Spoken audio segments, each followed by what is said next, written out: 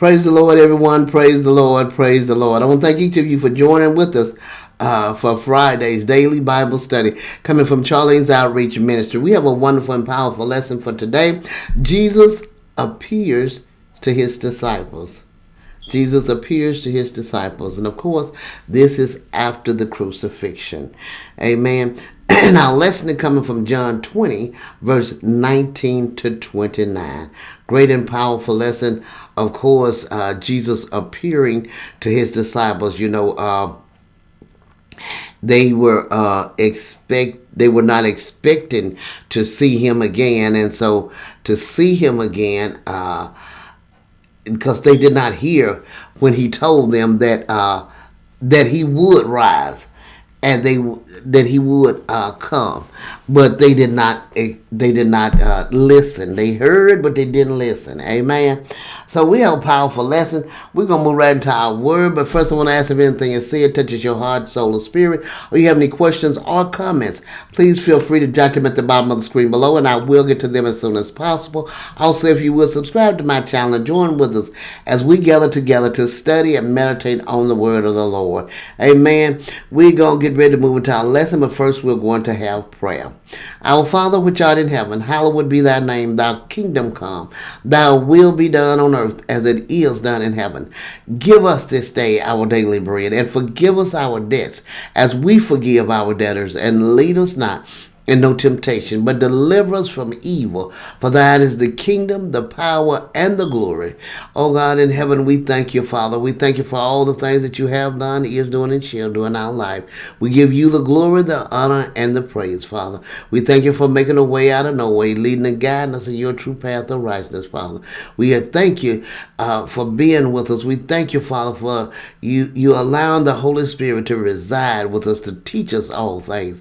In the mighty name of Jesus, Lord, we give you glory, honor, and praise. We thank you, Father, that as we study your word, that we become more proficient in doing your word and not just hearers only. As you said in your word, that when we are just reading the word or just hearing the word, that we fool ourselves, Father. We thank you, Father, that we have a understanding, that we know that we cannot just read the word and not just hear the word. We must be doers of your word, Father. And we thank you for the mind, the desire, the yearning to be doers of your word and not hearers only, in the mighty name of Jesus. Lord, we thank you for that as we go into your word, that we regain, that we get, open up, that the Holy Spirit is open up in us, and our eyes is open spiritually, and our ears is open spiritually, and we gain wisdom, knowledge, and understanding from on high, that we will walk in your way and we will do your will in the mighty name of Jesus, and be as our Father Jesus Christ that says that, I must be about my Father's business. We must be about our Father's business. Father, I pray that you give us strength, courage, and understanding. Give us a desire, a yearning to seek and to run after you, Father, and to have a heated, not a lukewarm or cold salvation, but a faith that is hot and on fire for you. In Jesus' name we pray. Amen, amen, amen. All right, as we stated, our lesson is John 20, verse 19 to 29. Jesus appears to his disciples. We're going to split this lesson up in passages as we go. Verse 19 and 20 says, Then the same day at evening, being the first day of the week, when the doors were shut, where the disciples were assembled for fear of the Jews, came Jesus and stood in the midst, and saith unto them, Peace be unto you. And when he had so said, he shewed unto them his hands and his side. Then were the disciples glad when they saw the Lord.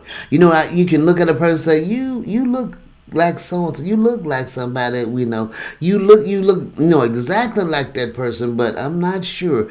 But when Jesus showed them the hands and the feet and the side, and the hands and the side, They knew who he was. They knew who he was. Amen. The appearance to his disciples. It was now Sunday evening. The disciples were assembled together, perhaps in the upper room where they had met 3 nights ago. The doors were locked for fear of the Jews. The doors were locked for fear of the Jews. Suddenly they saw Jesus standing in the midst, and they heard the voice saying, "Peace." It seemed clear that the Lord entered the room without opening the doors.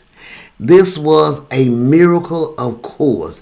It should be remembered that his resurrection body was a real body of flesh and bones. Yet he had the power to pass through barriers and otherwise act independently of natural laws. The words, "Peace be with you," now have new meaning because Christ has made peace by the blood of his cross. Those who are justified by faith have peace with God. After announcing peace to them, he showed them the marks of his passion by which peace had been obtained. It had been paid for. They saw the print of the nails and the wound caused by the spear. Joy filled their hearts to realize it is truly the Lord. He had done as he said he would. He had risen from the dead, and the risen Lord is the source of a Christian's joy.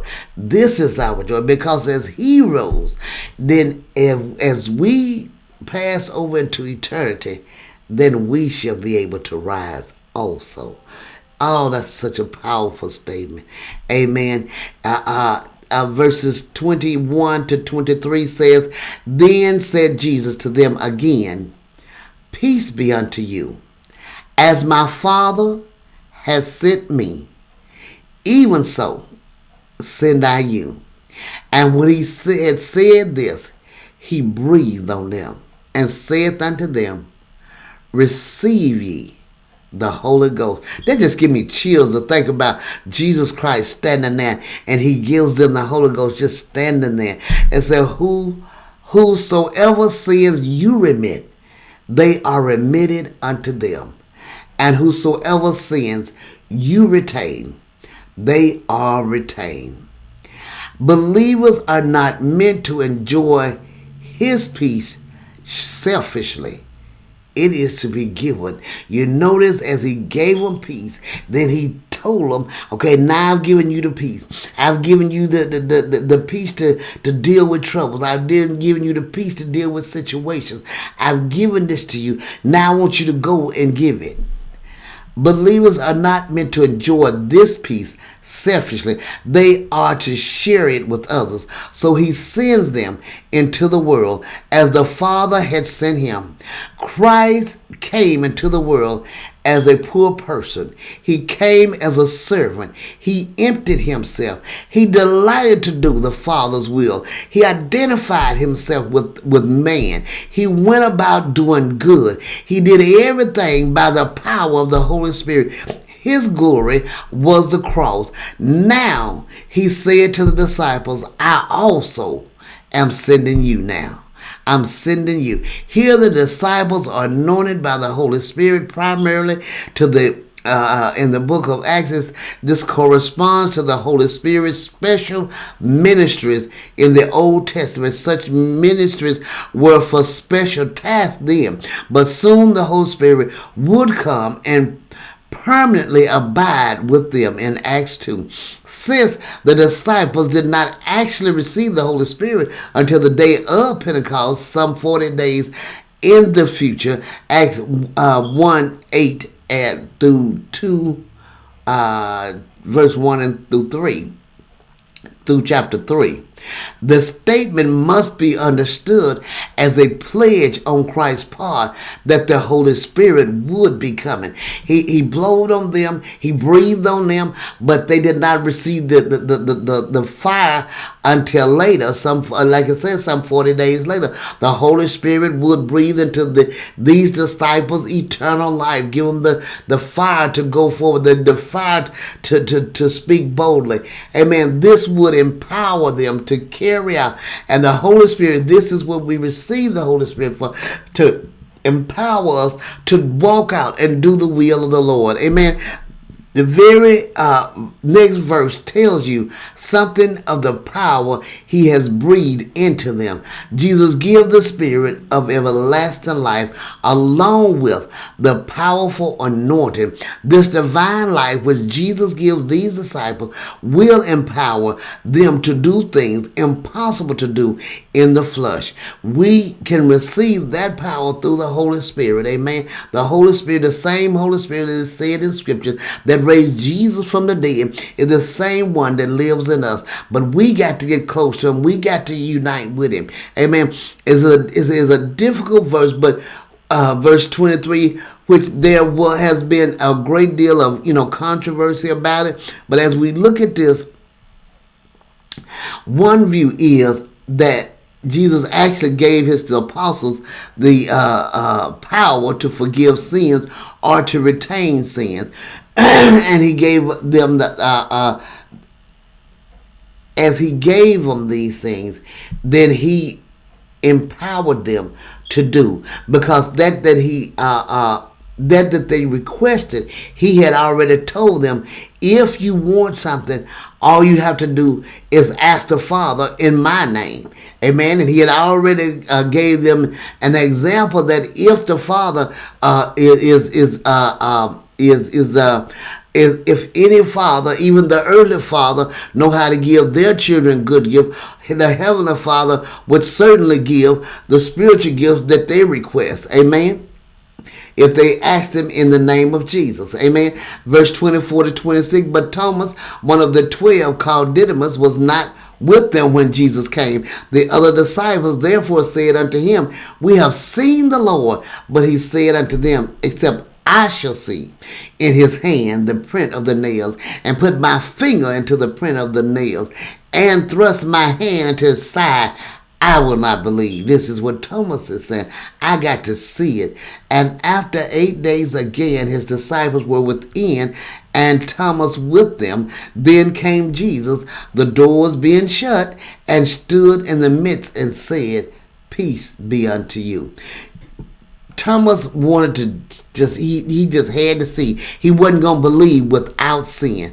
Amen. We should not jump to the conclusion that Thomas should be blamed for not being present. No, I don't say he should be blamed for not being present. They had the opportunity of seeing. He had the opportunity of believing without seeing. Nothing is said to indicate the reason for his absence. Thomas is to be, they thought it to be believed, is to be blamed for his unbelieving attitude. We must have visible, tangible proof of the Lord's resurrection. Otherwise, he will not believe. Well, the others believed because they saw him. They did not believe when the women told them about Jesus being resurrected.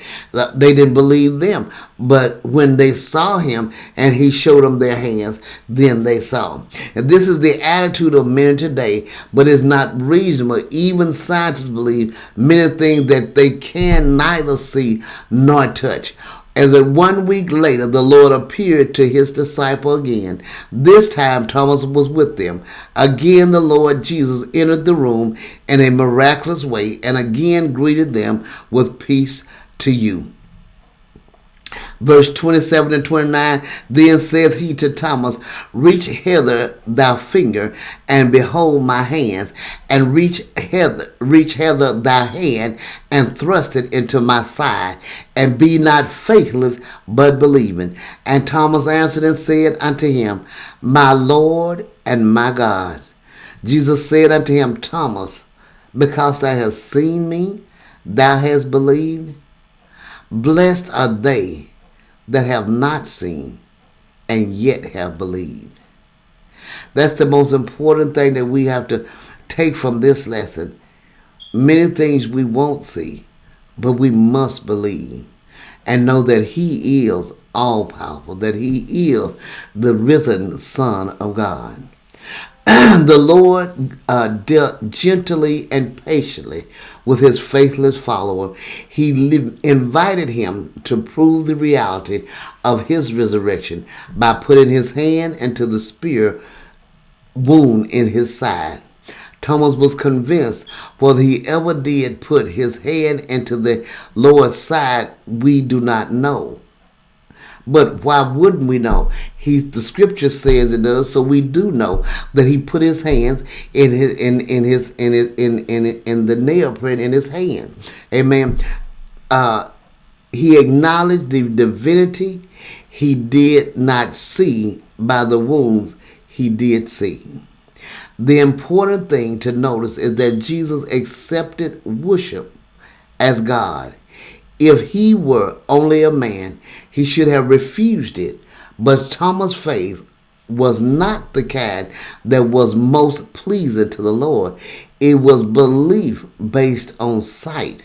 More blessed are those who have not seen and yet have believed. The surest evidence is the Word of God. If God says a thing, we honor Him by believing it. But we dishonor Him by demanding additional evidence. We should believe simply because He said it and because He cannot lie or be mistaken.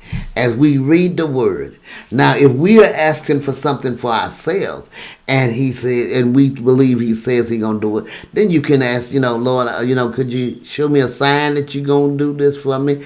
You say you're gonna do it for me, but can you show me a sign? But that's a whole nother different category in that. Amen. We have to be thankful that because He came, we have salvation. We have opportunity of salvation through accepting Him as our Lord and Savior. Amen.